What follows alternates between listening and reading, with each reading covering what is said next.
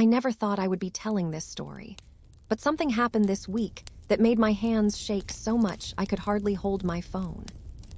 I am sitting here in my little living room, the same one I have sat in for 42 years, the same faded blue couch, the same lace curtains my mother sewed by hand, the same wooden floor that creaks in the exact same spot when you walk to the kitchen.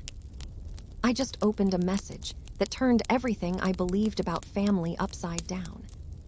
They say blood is thicker than water, but sometimes the people who hurt you the deepest share the same last name. My name is Me. Most folks just call me Auntie Me. I am 61 years old now, and for the longest time, I truly believed the hardest thing I would ever have to do in this life was bury my husband Clarence back in the winter of 2019. I can still feel the cold of that January morning on my cheeks when they lowered his casket. I stood there in my navy coat with the missing button, holding Sumit's hand so tight I left little half-moon marks from my nails. Sumit was 30 then, tall, quiet, eyes always looking somewhere far away. That day I thought, Lord, just let me raise this boy right, and I will have done enough. Little did I know the real storm was still coming, and it would come wearing the face of the woman my son brought home from India. Let me take you back, slow and gentle, so you understand how we got here. Sumit was always different from the other children on our street. While the boys were outside playing basketball, he was inside teaching himself how to fix computers. He could take apart my old desktop, clean every piece, and put it back together better than before. On Sundays, he would sit beside me in church, singing the hymns in that soft voice of his, and when the offering plate came around, he would always drop in the $5 bill he earned mowing Mrs. Henderson's lawn. I used to watch him and think, this child has a kind heart. The world is going to need that one day. When he finished college with a degree in information technology, I was the proudest mother in Georgia. I wore my best Sunday dress to his graduation and clapped so hard my palms turned red. He got a good job in Atlanta, but after 2 years, he came home one evening and sat at my kitchen table, the same table you're probably picturing right now, and said, Mom, there's an opening in India, 3 months, great pay, it could change everything for us. I remember stirring the collard greens and saying, Baby, India is on the other side of the world. He just smiled that slow smile and answered, That's why I have to go see it. So I packed his suitcase myself. 2 white shirts, 3 pairs of pants, his favorite gray sweater, and a little bag of homemade oatmeal raisin cookies, because I knew airplane food would never be good enough for my child. I kissed his forehead at the airport and told him, Bring me back some good tea and a happy heart. He laughed, hugged me tight, and promised he would. 3 months turned into 6. 6 turned into a year. The emails got shorter. The phone calls came less often. I told myself it was normal. Young people get busy. Then one evening in late 2015, my phone rang and it was a video call. Sumit's face filled the screen, and right beside him was a woman I had never seen before. She had soft blonde hair pulled back loosely, gentle laugh lines around her eyes, and a smile that looked like she had been waiting her whole life to give it to someone. Her name was Jenny. I won't lie to you, my stomach dropped the way it does when you miss a step going downstairs. She was clearly older than Sumit, much older. In our family, the boy usually brings home a girl from church or from the neighborhood, someone his mama already knows how to call by her childhood nickname. But Sumit looked so peaceful sitting there beside her. His shoulders were relaxed for the first time in years. He said, Mom, I have never felt this way before. She makes me feel like I can breathe. What can a mother say to that? I swallowed everything I wanted to ask and simply said, If she makes you happy, bring her home so I can meet her properly. They came that Christmas. Jenny stepped off the plane in a red coat, carrying a little suitcase, and the biggest poinsettia I have ever seen. She hugged me like she had known me all her life. That night, she helped me peel potatoes and asked for every recipe I used. When the sweet potato pie came out of the oven, she took one bite, closed her eyes, and said, "Miss me, this tastes like love." I laughed so hard I had to sit down. She even called me Mom, once by accident while reaching for the salt, and we both froze for a second before we started giggling like schoolgirls. For 2 weeks, my house was full of light. They slept in Sumit's old room with a twin bed that was now too small for both of them, but they didn't care. I would wake up in the mornings and hear them whispering and laughing through the walls. I thought, maybe this can work. Maybe love really doesn't care about age or miles or what the neighbors might say. But 2 weeks ends fast. On the last day, Sumit sat me down and said, "Mom, the job in India turned permanent. The pay is triple what I make here. Jenny wants to stay close to the culture she fell in love with. We're going back." I cried at the airport, but I smiled through every tear. I told myself over and over, children grow up. They build their own nests. That's how it's supposed to be. Every Sunday after that, I would call at exactly 7 o'clock Georgia time, which was early morning in India. Jenny would always answer first. "Me, how are your knees today? Did you take your medicine?" She remembered everything. She even asked me to teach her how to make cornbread over video call. I mailed her my oatmeal raisin cookie recipe, written on the same yellowed index card my own mother used. For a little while, it felt like I had gained a daughter instead of losing a son. Then slowly, almost too slowly to notice at first, something changed. The calls became shorter. Sometimes, Jenny wouldn't come to the phone at all. When I asked, Sumit would say, "She's sleeping or she went to the market." I started leaving voicemails that never got returned. I sent care packages, peach preserves, a warm scarf I knitted, a framed picture of the three of us from that Christmas, and they came back marked "Return to Sender." I told myself they were just busy. I told myself young married people have their own lives now. But deep in my chest, I felt the pulling away, the way you feel a tooth starting to ache long before it hurts bad enough to go to the dentist. In 2021, everything changed again. Sumit called one Tuesday night and said, "Mom, turn on the television. We're going to be on a show called 90 Day Fiance, The Other Way." I sat down on my couch with my sister Ruth, a bowl of popcorn we never touched, and watched my quiet life explode onto screens all over the world. I saw Jenny crying in a tiny apartment. I saw Sumit's father shouting. And there I was in the background of one scene, sitting at my own kitchen table, hands folded, praying nobody would notice the tears sliding down my cheeks. That is when Aunt Millie decided the world needed to hear her opinion. Millie is my late husband Clarence's older sister. She never married, never had children, and somewhere along the way she decided that made her the keeper of the family honor. She lives in a neat 2-bedroom flat in Delhi, not 10 minutes from where Sumit and Jenny were staying. When the television cameras showed up, Millie made sure she was dressed, pressed, and ready. I remember the exact moment I heard her voice on TV for the first time. She sat in Sumit's parents' living room, arms crossed, gold bangles shining, and looked straight into the camera. "This woman is old enough to be his mother," she said. "Her womb is dried up. She cannot give us grandchildren. This marriage is a mistake and a shame on the family." I dropped the remote. My mouth fell open, so wide Ruth had to reach over and close it for me. I had never, not once in 61 years, heard anyone in our family speak such cruel words, especially not on international television where millions of strangers would hear. Sumit called me that same night. He was crying so hard I could barely understand him. "Mom, please make her stop. Jenny hasn't eaten in 2 days. She just sits in the bedroom and cries." I called Millie myself. I spoke the way I always speak, soft, slow, like warm honey. "Millie, we are family.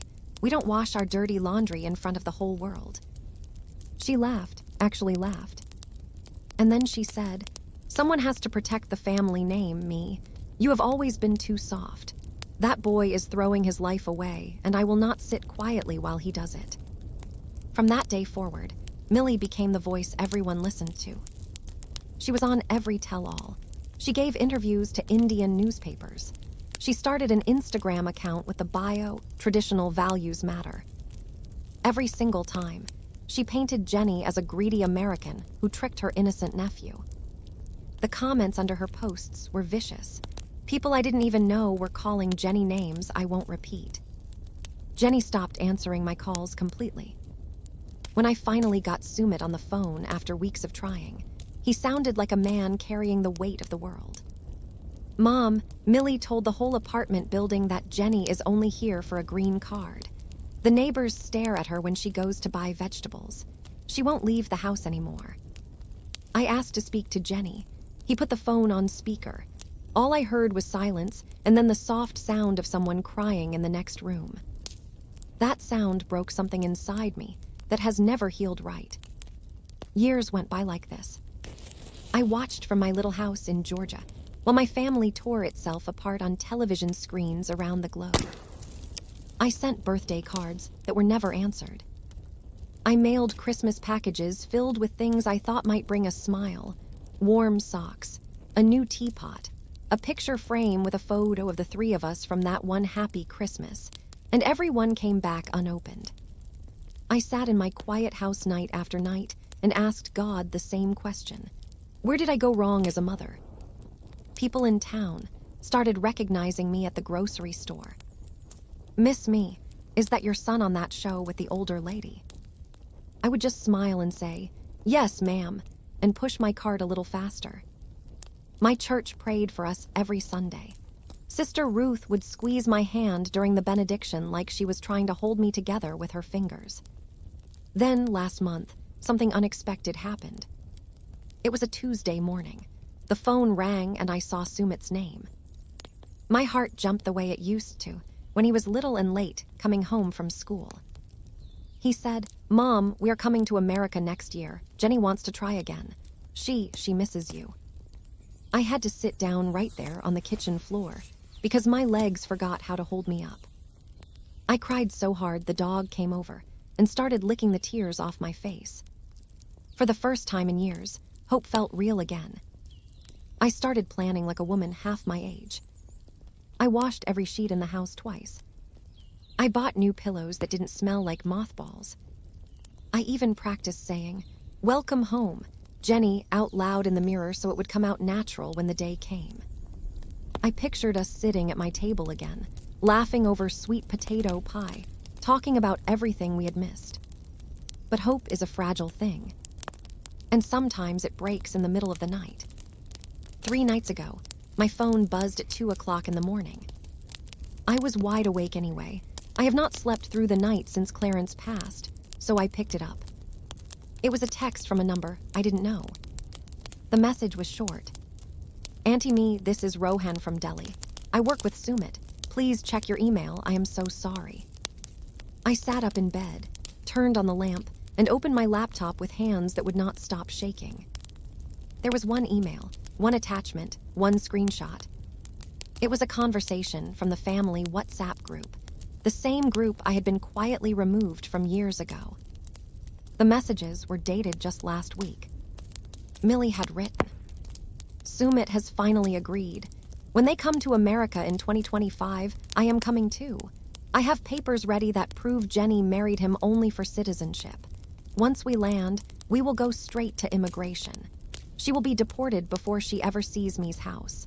The family house will stay in the family." Another message from Millie. "Sumit is weak, but he knows blood comes first. He signed the complaint already. Screenshot below." And there it was, a clear photo of a document with my son's signature at the bottom. I stared at that screen until the words blurred and my eyes burned. My only child, my baby I rocked to sleep, taught to tie his shoes, prayed over every fever, had agreed to have his own wife deported the moment they stepped off the plane. And Millie was coming with them to make sure it happened. I did not sleep that night. I sat in Clarence's old rocking chair, the one that still smells faintly of his aftershave, and rocked until the sun came up. I thought about every birthday candle he ever blew out, every scraped knee I kissed, every promise I made to protect him. And for the first time in my life, I felt something worse than anger. I felt pity. Pity for the grown man who let fear turn him against the woman he once loved enough to leave his country for. The next morning, I did something I have never done before. I called my lawyer, Mr. Harrison, the same man who helped Clarence set up the will. I told him everything. My voice stayed calm, but my hands shook so badly I had to put the phone on speaker. He listened without interrupting. Then he said 4 words that gave me back my breath. "Me, you're bulletproof." You see, when Clarence passed, he didn't just leave me the house. He left a trust. A rock-solid, ironclad trust that says this house can never be sold, transferred, or touched without my written permission until the day I take my last breath. Not even my own son can lay claim to one single brick. I spent the whole day scanning every page, 37 pages of legal words I barely understood, until my eyes were crossed. Then I attached them all to an email and sent them to the same number that sent me the screenshot. And I wrote one short message. "Tell Aunt Millie to bring whatever papers she thinks she has. My lawyer will be waiting at the airport with a welcome basket of his own. And tell my son his mother still loves him, but love does not mean I will stand by and watch him destroy an innocent woman." I pressed send, turned my phone face down, and for the first time in days I felt steady. 2 days later, yesterday, Sumit called. He was crying so hard, I could barely make out the words. "Mom, I am so sorry. Millie said if I didn't sign, she would make sure I never saw you again. She said she would tell the whole world I was a disgrace. I was scared. I thought I was protecting you." I let him cry. I did not rush to say it's okay, because it is not okay. I simply said, "Son, fear is the worst reason in the world to break someone's heart. Fix this before you come home." Last night, Jenny called me for the first time in 4 long years. Her voice was small and shaky. "Me, is it true, about the papers?" I told her everything. I read her the trust, page by page. I told her this house is hers to visit anytime, with or without my son. She cried the quiet kind of tears that come after all the loud ones are used up. Then she said something that made my heart grow 3 sizes. "I still love your son, but I will not let anyone treat me like I am nothing. Not anymore." This morning, another message came from Rohan. A new screenshot. Millie raging in the family group. "Me has betrayed the blood. She chooses that foreigner over her own son." And underneath, Sumit's reply, short, steady, strong. "No, Millie. Mom chose what is right. I should have done that years ago." I do not know what will happen when they land in 2025. Maybe Millie will still come waving her fake papers. Maybe Sumit will finally stand up for the woman he married. Maybe Jenny will decide she is better off without any of us. But I know one thing for certain. I am done being quiet. I am done letting fear speak louder than love. This house Clarence, and I built with our own hands, will stay a place of welcome, never a weapon. So if you see Aunt Millie on your television next year, smiling like she still runs everything, just remember there is an old woman in Georgia who finally found her voice. And if my son is watching this, Sumit, baby, the door is still open. But this time, you have to walk through it with your eyes wide open and your heart honest. Because family is not just about blood. It is about who you choose to stand beside when the cameras are gone and the lights go down. I think that is the lesson Clarence was trying to teach me all along. I am going to go make a cup of tea now, the same Assam tea you asked me to buy all those years ago. And I am going to sit on my porch and watch the sunset, the same sunset that shines on Delhi and on Georgia all at once. Wherever you are tonight, I hope you are sitting with someone who chooses you, really chooses you every single day. Thank you for listening to an old woman's story. Sometimes the quiet ones have the most to say. Good night, sweethearts. I will see you when the morning comes.